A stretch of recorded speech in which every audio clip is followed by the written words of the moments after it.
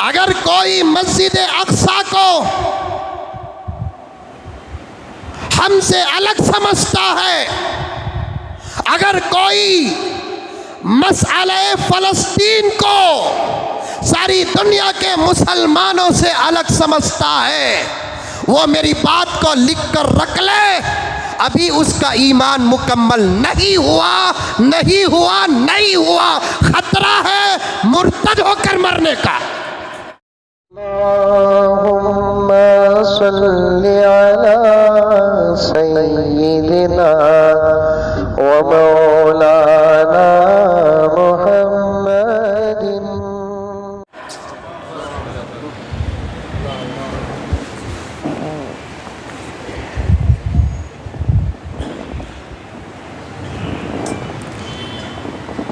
समझते क्या हो मुसलमानों?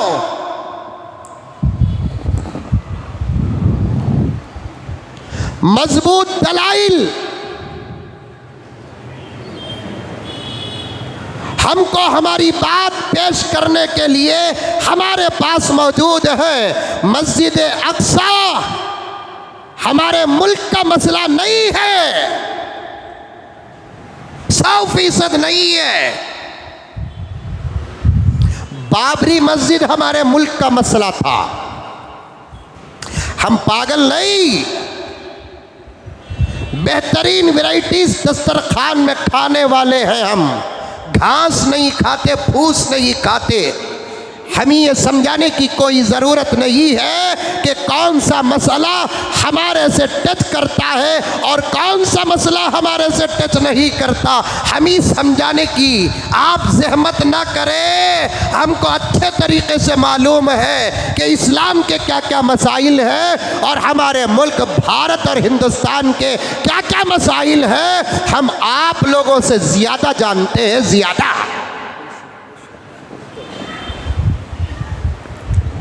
हमें मालूम है जनाब कि फ़लस्तीन और मस्जिद अक्सा, और मैं साफ कहता हूँ, चाहे हिंदुस्तान की पार्लियामेंट हो या कर्नाटक का असेंबली, हमारे इन आस्था के बीच में हरगिज़ न आए। और हम ये पूरी गारंटी देते हैं कि हम फ़लस्तीन और मस्जिद अक्सा के मसले का असर हमारे मुल्क में हरगिज़ पैदा नहीं करेंगे। हम आपकी तरह अंधे बनकर नहीं बैठे हैं। तुम्हारे से ज़्यादा हमारे मुल्क के अमन का हमको ख्याल है, तुम्हारे से ज़्यादा हमको हमारे मुल्क से प्यार है। और अल्लाह का करम और एहसान है कि हम हमारे अंदर अक़ल को, दिमाग को, दूर अंदेशी को रखते हैं। मालूम है हमको फ़लस्तीन हमारे मुल्क की रियासत नहीं है। हमको मालूम है कि फ़लस्तीन हमारे मुल्क का शहर नहीं है। हमको मालूम है मस्जिद अक्सा हमारे मुल्क के लाखों मसाजिद में से एक मस्जिद नहीं है। वो तो बिल्कुल हमारे मुल्क से कोसों मील दूर का मसला है। लेकिन हम ये भी कहते हैं तुम्हारे लिए फ़लस्तीन मसला नहीं है, तुम्हारे लिए मस्जिद अक्सा मसला नहीं है। खुदा की कसम, जो ला इलाहा इल्लल्लाह मुहम्मदुर रसूलुल्लाह पढ़ता है, चाहे वो फ़लस्तीन में पैदा हुआ हो या ना हुआ हो, हर कलमा पढ़ने वाले का मसला फ़लस्तीन है, हर कलमा पढ़ने वाले का मसला मस्जिद अक्सा है।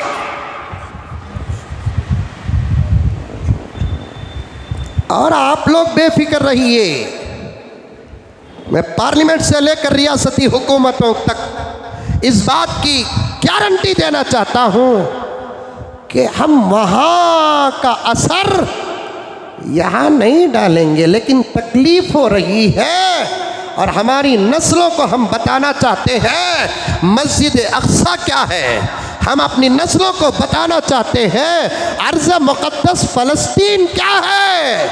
कहीं ऐसा ना हो कि हवा की बातों में ये हमारी मासूम नस्लें जो अभी गिल्ली डंडल में मसरूफ़ है और स्कूलों में अपना पूरा वक्त गुजारती है, माँ बाप के सामने उतना वक्त नहीं लगता जो अपने टीचर्स के सामने लगता है, और हमें ख़तरा महसूस होता है इनके दिमाग से कहीं तारीख़ मिट न जाए, इसलिए हम हमारी नस्लों के सामने मस्जिद अक्सा की तारीख़ बयान करना चाहते हैं और फ़लस्तीन अर्ज़ मुक़द्दस की तारीख़ बयान करना चाहते हैं। फिर से वो जुमला मज़ा लेते और देते हुए पेश करना चाहता हूँ। मानता हूँ मस्जिद अक्सा हो या फ़लस्तीन हो, ये हमारे मुल्क का मसला तो नहीं है, लेकिन इस बात को हमारे ईमान का मसला है, हरगिज़ बीच में आने की नाकाम कोशिश न करना। हम तारीख़ बताकर फ़लस्तीन के बेवाओं के साथ शरीक होना चाहते हैं, हम तारीख़ बताकर फ़लस्तीन के यतीमों के साथ शरीक होना चाहते हैं, तारीख़ बताकर हमारी ताकत के मुताबिक मस्जिद अक्सा का हक़ अदा करना चाहते हैं। इस बीच में आपको आने की या आप अपनी राजनीति को लाने की हरगिज़ कोशिश न करें। कहा जाता है अब इन मसाइल को मुसलमान हिंदुस्तान में ना उठाए वरना 2024 के इलेक्शन में असर पड़ेगा, फिर 2019 के इलेक्शन में मसला ही नहीं उठा, असर पड़ा, इसका जिम्मेदार कौन? अरे जवाब दो प्यारो, सवाल मेरा सही है। इन मसाइल को मत उठाओ वरना 2024 में असर पड़ेगा। मेरे सवाल का जवाब दो मेरे प्यारो। 2019 में मसला फ़लस्तीन नहीं था, 2019 में मस्जिद अक्सा मसला नहीं था, असर पड़ा, इसका जिम्मेदार कौन है? 2014 में मसला फ़लस्तीन नहीं था, 2014 में मसला मस्जिद अक्सा नहीं था, फिर इसका जिम्मेदार कौन है? अरे भाइयों, 2024 का इलेक्शन असर पड़े या न पड़े तुम्हारे लिए पड़ेगा, हमारे लिए नहीं पड़ेगा। हम इलाज मरीज के मरने के बाद नहीं करते, दर्द जब लगता है तब करते हैं।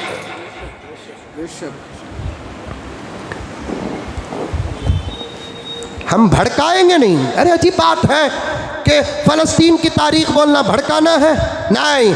हम जुलूस निकालेंगे नहीं, एहतिजाज करेंगे नहीं, क्योंकि अब जुलूसों का असर पड़ने वाला नहीं है, एहतिजाज का असर पड़ने वाला नहीं है। अब असर पड़ेगा, हमारी हमदर्दी का असर पड़ेगा, हमारी मोहब्बत का असर पड़ेगा, हमारे इनक़िलाब का असर पड़ेगा, हमारे दुआओं का असर पड़ेगा, हमारी बद्दुआओं का असर पड़ेगा।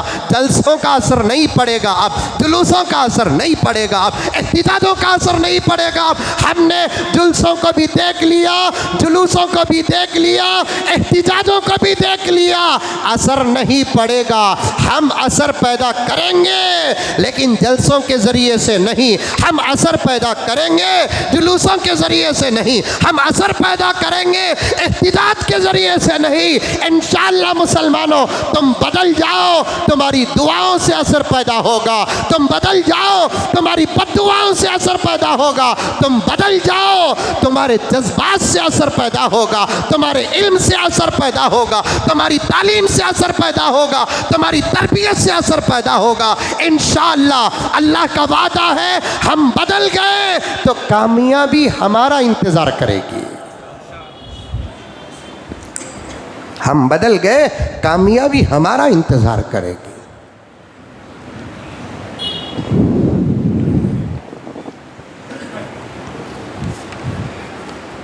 वक्त का तकाजा है और भी सच्ची बातें मेरे पास हैं, तरतीब से अगर हो सके तो मैं बयान करूं।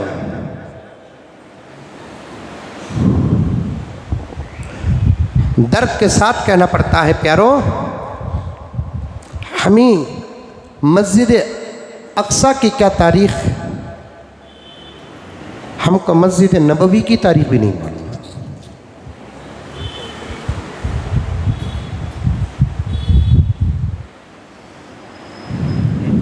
सच बात है, अल्लाह मुझे माफ़ फरमाए। जिन जुमलों को सुनता हूँ मैं वो रिकॉर्ड करके रखता हूँ। मुझे एक मौलाना बिल्कुल यहाँ से तकरीबन 500 किलोमीटर दूर एक शहर है। वहाँ के मौलाना ने मुझसे कहा कि हज़रत मेरे पास एक साथी आए। आने के बाद उन्होंने पूछा, हज़रत मस्जिद नबवी कहाँ है, हुजूर का रोज़ा कहाँ है?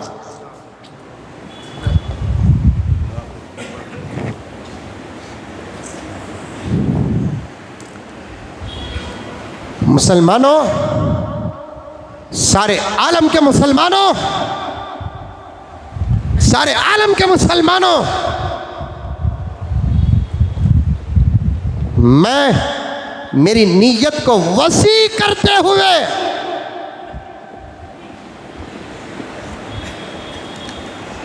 ये जुमला कह रहा हूं, सारे आलम के मुसलमानों, हमारी जिहालत से दुश्मन को जितना फ़ायदा पहुंचा उतना उनको उनकी ताकत से नहीं पहुंचा। पॉइंट नोट करो, नोट करो, जुमला नोट करो। हमारी जिहालत से, हमारी दीन दूरी से, कुरान दूरी से, हदीस दूरी से, ईमान दूरी से दुश्मन को जितना फायदा पहुंचा उतना फायदा तो दुश्मन को अपनी ताकत से भी नहीं पहुंचा।